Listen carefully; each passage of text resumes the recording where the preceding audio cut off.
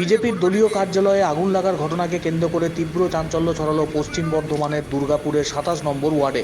আজ দুপুরবেলা হঠাৎ করেই বর্ধমান দুর্গাপুর লোকসভা কেন্দ্রের দুর্গাপুর পূর্ব বিধানসভার ২৭ নম্বর ওয়ার্ডের এনটিএস মণ্ডল ৩-এর বিজেপির পার্টি অফিসে হঠাৎ করেই আগুন লেগে যায়।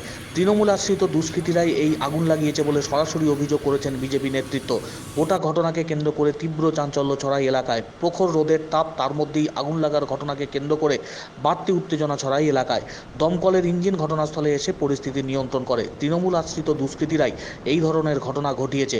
হঠাৎ করেই বিজেপির পার্টি অফিসের দাউ দাউ করে আগুন লেগে যায়। তৃণমূলের দুষ্কৃতীরাই আগুন লাগিয়ে বিজেপির পার্টি অফিস ভস্মীভূত করেছে, এমনটাই অভিযোগ বিজেপির তরফ থেকে, যদিও তৃণমূল সমস্ত অভিযোগ অস্বীকার করেছে।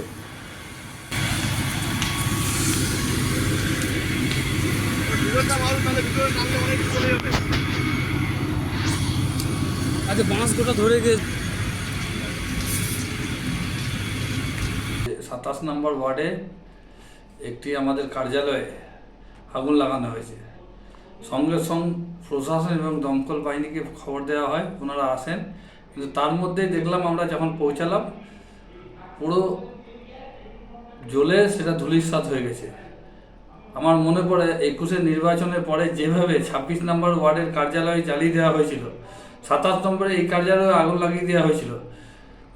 লোকসভা নির্বাচনের প্রাক্কালে দাঁড়িয়ে তৃণমূলের দুষ্কৃতী বাহিনী আবার এই নক্কারজনক ঘটনা ঘটানোর চেষ্টা করছে এবং বিভিন্ন ওয়ার্ডে ঘটনা ঘটাচ্ছে। গতকাল রাত্রে ২৩ নম্বর ওয়ার্ডে আমাদের ফ্ল্যাগ ফেস্টুনকে ছিঁড়ে ফেলে দেওয়া হয়েছে নর্দমায়।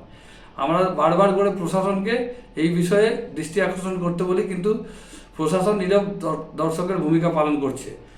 মনে রাখ, আমরা বলতে চাই, এই যে আগুন লাগিয়েছে, এই আগুন শুধুমাত্র কার্যালয়ে লাগানো হয়নি, ভারতীয় জনতা পার্টির সমস্ত কার্যকর্তার বুকে আগুন লেগেছে। অর্থাৎ এর প্রতিফলন নির্বাচনে পড়বে এবং সাধারণ মানুষ দুর্গাপুরে যেভাবে ২০১৯ সালে প্রায় ৭৫,০০০-এর বেশি ভোটে লিড দিয়েছিল, এবারে মাননীয় দিলীপ ঘোষকে ১.৫ লাখের বেশি ভোটে লিড দিয়ে মোদিজির হাত শক্ত করবেন, এই আশা, এই ভরসা রাখছি এবং তৃণমূলের এই নক্কারজনক ঘটনাকে আরেকবার আমরা ধিক্কার জানাই।